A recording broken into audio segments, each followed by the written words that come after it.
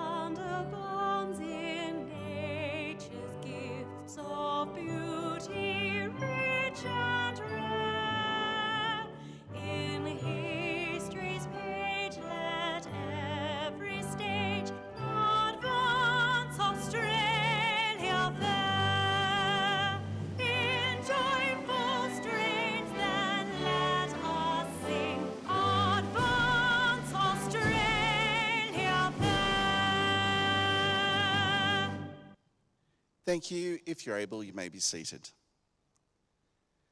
The Australian War Memorial was the vision of Charles Bean, Australia's First World War official historian.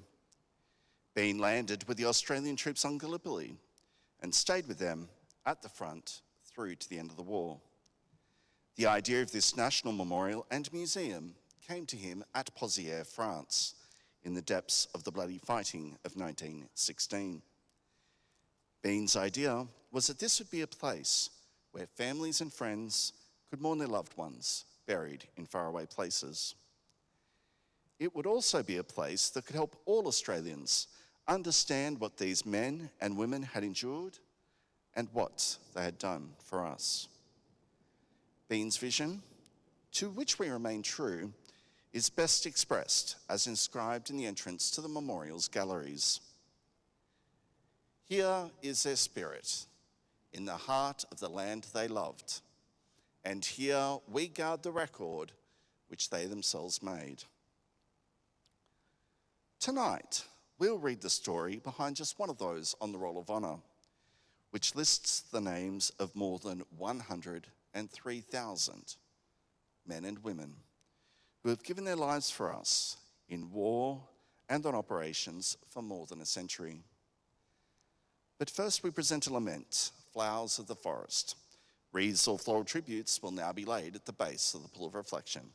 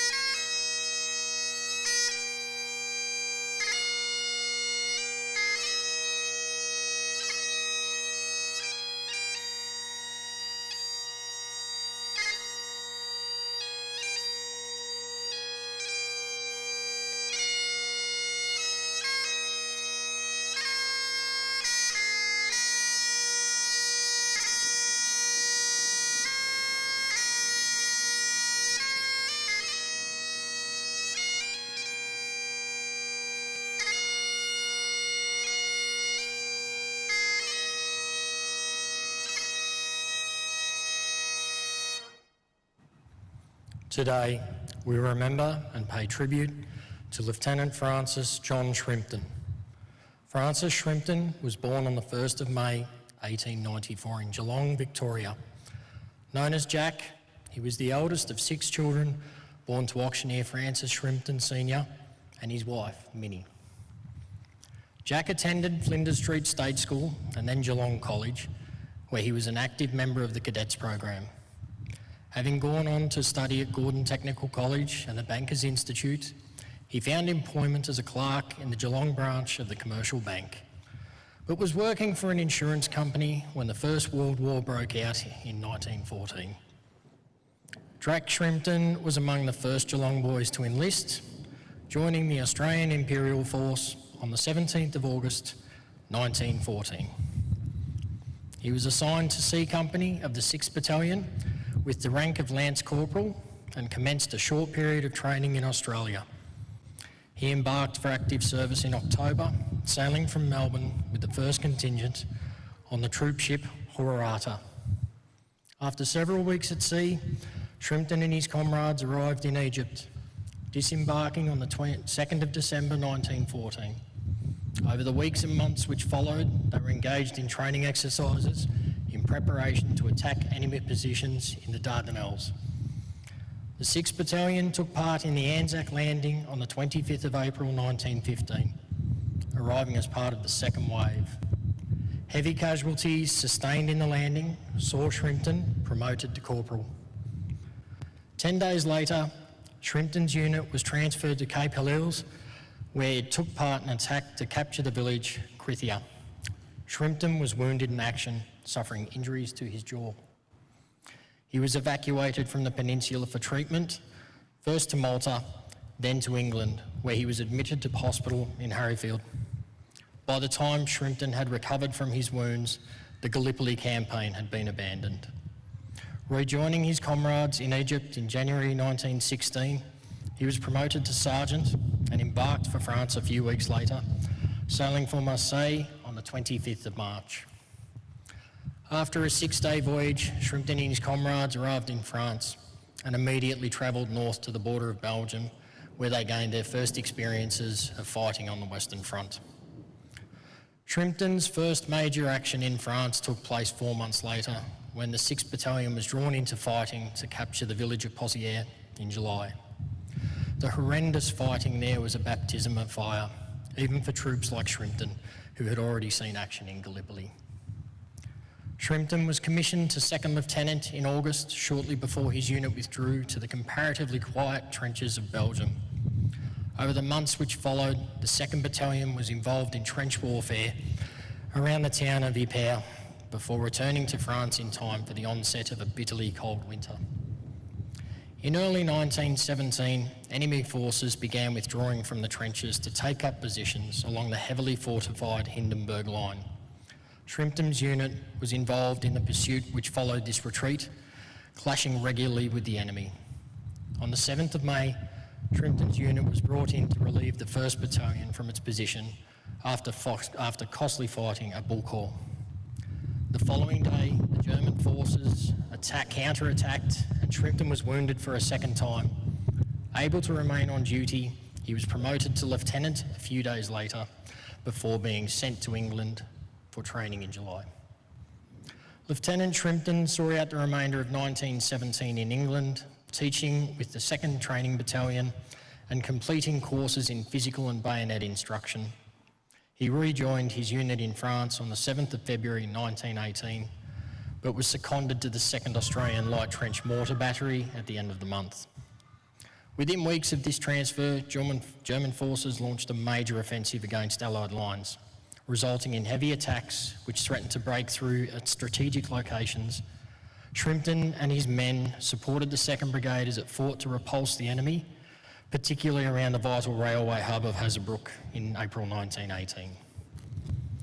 On the 15th of April, Shrimpton was leading his men in an attack on an enemy building near Neep Wood.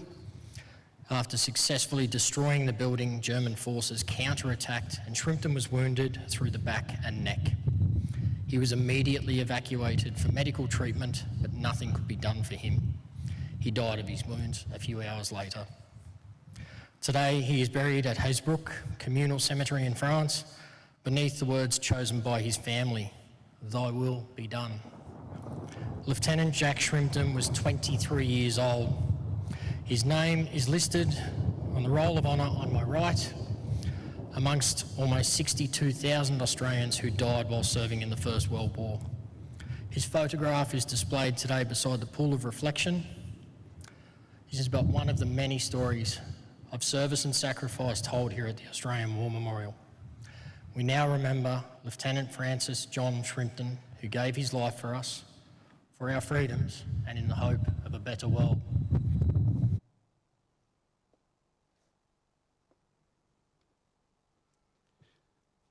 Please stand for the reading of the ode and the sounding of the last post.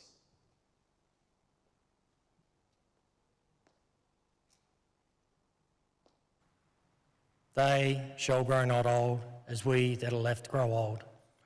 Age shall not weary them, nor the years condemn.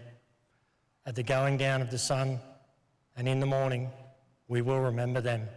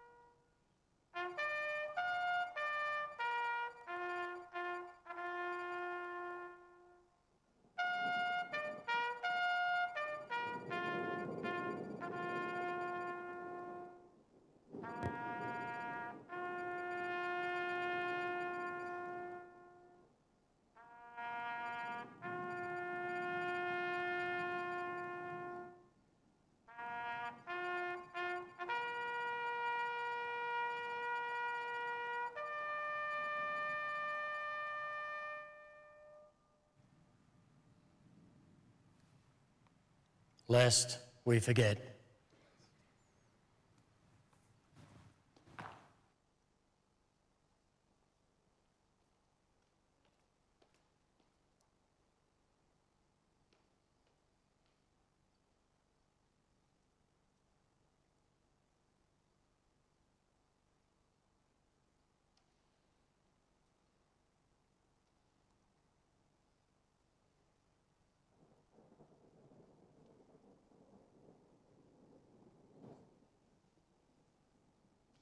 We leave you this evening with the words of the memorial's founder, Charles Bean.